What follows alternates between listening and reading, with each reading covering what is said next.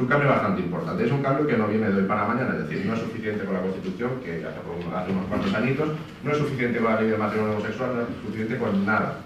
No es suficiente con nada. No es suficiente con toda esa normativa. Lo que es suficiente es que cambiemos la mentalidad.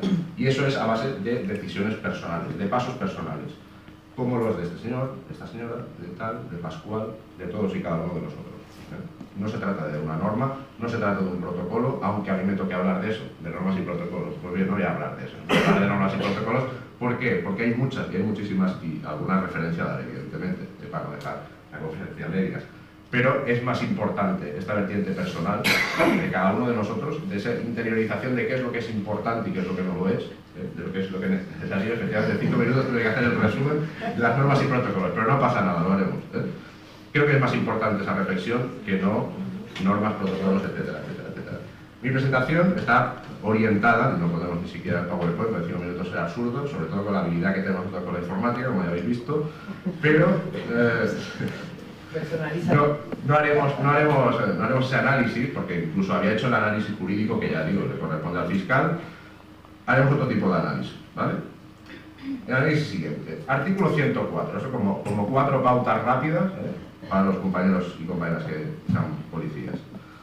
4 pautas rápidas. Artículo 104, ¿vale? La misión está clara.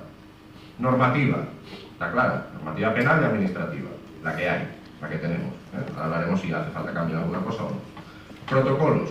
Bueno, protocolos, ¿qué tenemos en materia de homofobia, antidiscriminación, etcétera, etcétera, etcétera? Pues tenemos básicamente lo que se ha trabajado en Cataluña. No me consta que haya ninguna otra comunidad autónoma, ningún otro tipo de actuación específica de la policía, protocolos específicos para el cumplimiento para el desarrollo de esta normativa. ¿Qué es un protocolo? No os avasallaré aquí, ni mucho menos enseñaré cuál es el protocolo de Guardia Urbana del Cuerpo de Bomberos de Escuadra. ¿Qué es el protocolo? Básicamente un recordatorio de normas. ¿Qué normas tenemos? Normas de carácter penal y de carácter administrativo. De carácter penal, los delitos que ya nos ha anunciado el fiscal, ¿vale? Básicamente el 173, el 511, el 512, que es muy importante básicamente.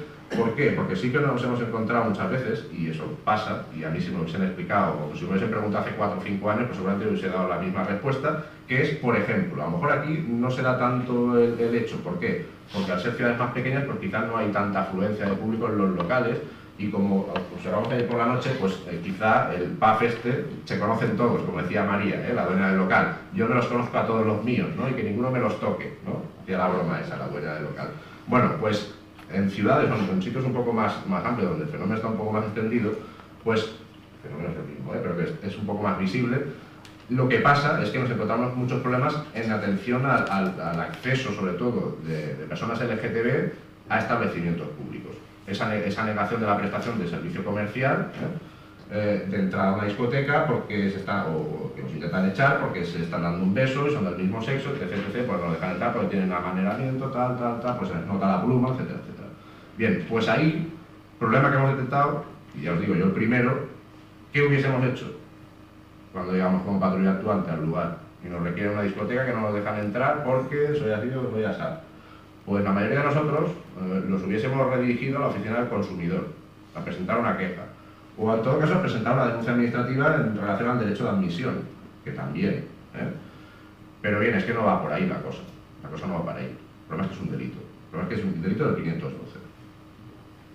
Y eso la mayoría de nosotros, por una formación deficiente, más amplia, más extensa, como sea cada uno que la tiene en su comunidad autónoma o su cuerpo policial, pues nos lo dejamos en el tintero. Hay que dejar muy claro a las patrullas actuantes, a los agentes actuantes, que cualquier cuestión de este tipo, en la que haya ese componente de discriminación específica, es delictivo. ¿Por qué? Porque hay que tener claro que eso tiene que tener una punición penal. Es decir, no puede ser que redirigamos eso al ámbito administrativo. Bueno, esto no pasa nada, esto es menor, esto... No, sí que pasa. Porque pasa por ser de una forma determinada y pasa por ser de una cosa que la Constitución protege, de un derecho fundamental. Con lo cual, sí que pasa y sí que es delictivo, ¿de acuerdo? Entonces, básicamente, de los tipos penales, el 173, en la apreciación de hechos delictivos, por ejemplo, faltas de lesiones, es lo que nos encontrábamos. La mayoría se dirigían, es decir, agresiones en la calle. Por suerte no hay muchas. Antes me ha parecido un poco catastrofista la visión esta de, por ejemplo, y la propia policía, ¿no? parecía, sí que es verdad que hay algunos compañeros que han tenido algún problema, pero yo no he tenido ninguno y la mayoría de nosotros no ha tenido ningún problema en decirlo dentro de la policía, eso es un apunte. En el ámbito general, es decir, fuera de la policía, evidentemente sí que hay agresiones, sí que hay todavía discriminación, pero no es un panorama catastrófico tampoco. Tampoco hay que exagerar y decir, no, es que está fatal la cosa, está fatal en Colombia, está fatal en países de los que hemos ido y no hemos podido observar, pero no está fatal la cosa.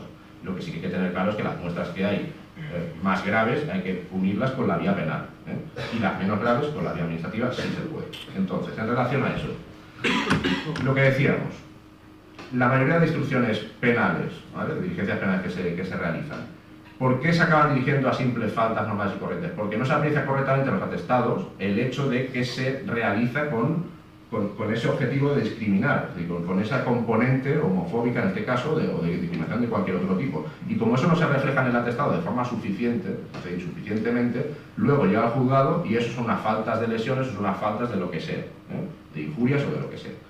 Y nos conviene que sea así, nos conviene para proteger ese derecho a la libertad. Eso por una banda, en el ámbito penal, 173, aplicado a conocido fiscal a delitos específicos de lesiones, a delitos concretos, en los cuales, pues, o la propia agravante del 22, el artículo 22, etc. La de prestación comercial, porque será la más habitual. La de prestación por funcionario público, denegación del servicio por parte de funcionario público, no será lo más habitual. Por suerte la administración cada vez vamos cambiando más y vamos mejorando y normalmente no será lo más habitual. Pero sí que será habitual, sobre todo nos encontramos, ya os digo, en ese sentido, en el tema comercial. Eso también hay que tenerlo en cuenta.